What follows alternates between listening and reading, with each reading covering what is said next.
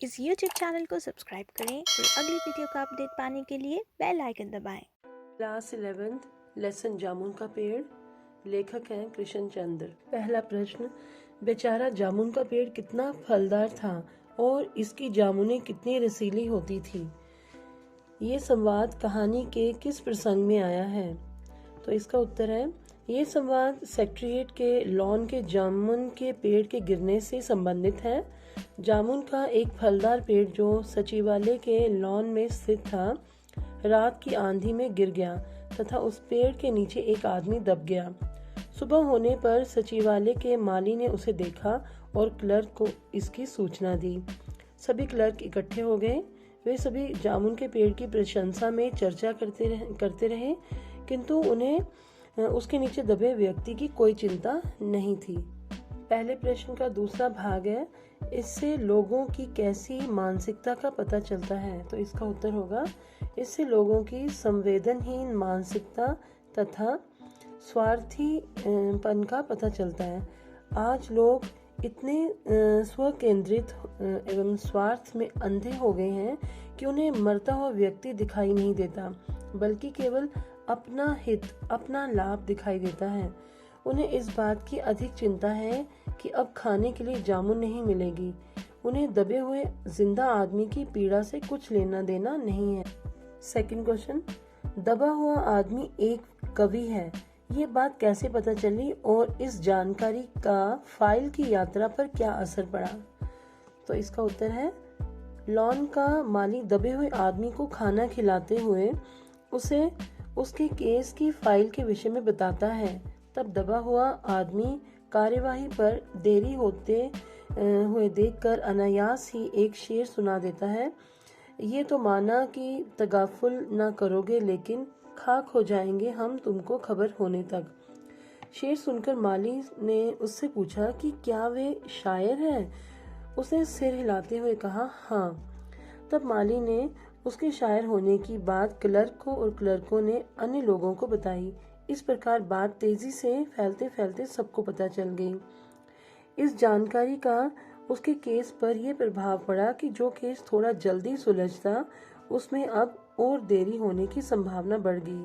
इस प्रकार file agriculture और हॉर्टिकल्चर आदि विभागों से होती हुई कल्चरल विभाग में आ गई।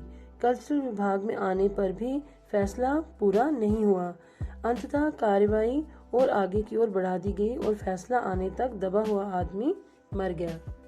तीसरा प्रश्न है, कृषि विभाग वालों ने मामले को हॉर्टिकल्चर विभाग को सौंपने के पीछे क्या तर्क दिया?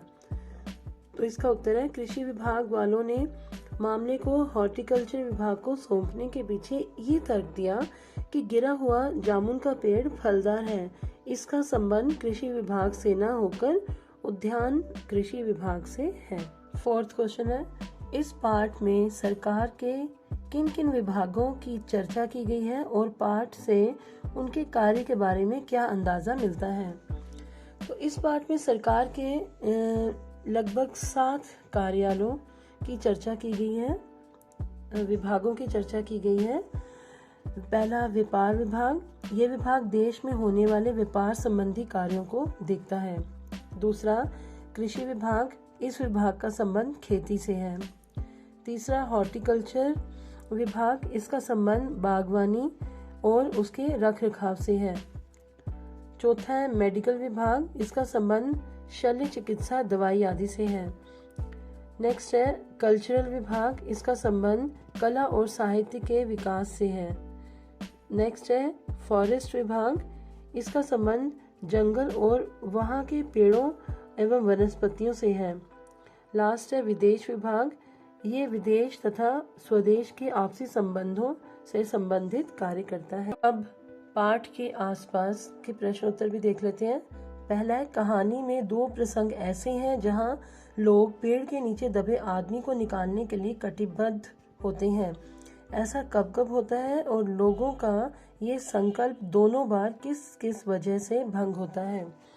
तो पहला प्रसंग है, पहली बार जब सचिवालय के क्लर्क, माली और चपरासियों ने हुकूमत की परवाह किए बिना पेड़ को अपने आप हटा देने का निश्चय किया, तभी सुपरिटेंडेंट फाइल लिए दौड़ा दौड़ा आया। वे पेड़ को हटाने से रोकने का कारण बताता है कि वह पेड़ कृषि विभाग के अंतर्गत आता है और हम लोग व्यापार विभाग से संबंधित हैं। इसलिए इस मामले को अर्जेंट मार्क करके कृषि विभाग में भेजा जा रहा है। वहां से उत्तर आने तक इस पेड़ को हटाया नहीं जा सकता। दूसरा प्रसंग है, दूसरी बार फॉरेस्ट विभाग से कर्मचारी आरी कुल्हाड़ी लेकर उस पेड़ को काटने के लिए आते हैं। तभी विदेश विभाग से आदेश आ गया कि इसे काटा नहीं जा सकता, क्योंकि ये पेड़ पिटोनिया राज्य के प्रधानमंत्री ने लगाया था। अतः इस पेड़ को काटने से दोनों राज्यों के संबंध बिगड़ सकते हैं और अपने देश को वहां से मिलने वाली सहायता भी बंद हो सकती है। सेकंड क्वेश्चन है, ये कहना कहाँ तक युक्ति संगत है कि इस कहानी में हास्य के साथ साथ करुणा की भी अंतर्धारा है। अपने उत्तर के पक्ष में तर्क दें। तो इसका उत्तर है, ये युक्ति पूरी तरह संगत है कि इस कहानी में हास्य के साथ साथ करुणा की भी अंतर्धारा है, या फिर कह सकती है सम्मिश्रण है, क्योंकि कहानी में आरंभ से अंत तक के दृश्य में हास्य के पीछे करुणा की प्रधानता है। क्लर्क जामुन के पेड़ को उसके रसीले फलों के चटकारे लेकर याद करते हैं और दबे हुए आदमी की परवाह नहीं करते। उधर वे कराहता रहता है, परंतु उसकी कराह किसी को सुनाई नहीं पड़ती। कहानी के मध्य में मनचले क्लर्क ने तो आदमी को ही काटने का सुझाव दे डाला ताकि पेड़ को बचाया जा सके। इस उक्ति में हास्य और करुणा दोनों का मिलाजुला पुट है।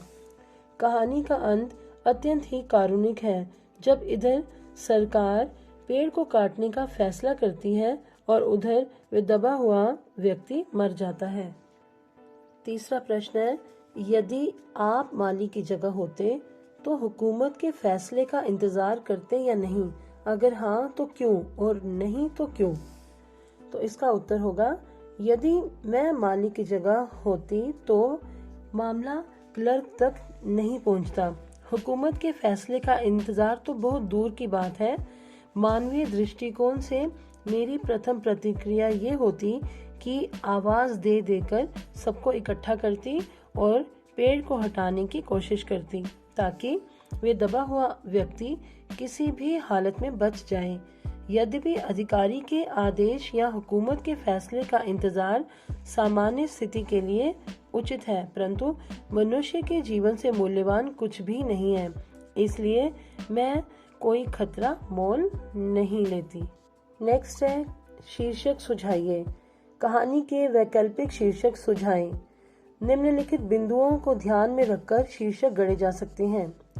पहला है, कहानी में बार बार फाइल का जिक्र आया है। अंत में दबे हुए आदमी के जीवन की फाइल पूर्ण होने की बात कही गई है, तो इसका शीर्षक सरकारी फाइल भी हो सकता है। दूसरा है, सरकारी दफ्तरों की लंबी और विवेकहीन कार्य प्रणाली की ओर बार बार इशारा किया गया है, तो इसका शीर्षक सरकारी दफ्तर भी हो सकता है। नेक्स्ट है, कहानी का मुख्य पात्र उस विवेकहीनता का शिकार हो गया, तो इसका शीर्षक अभागा मनुष्य भी हो सकता है।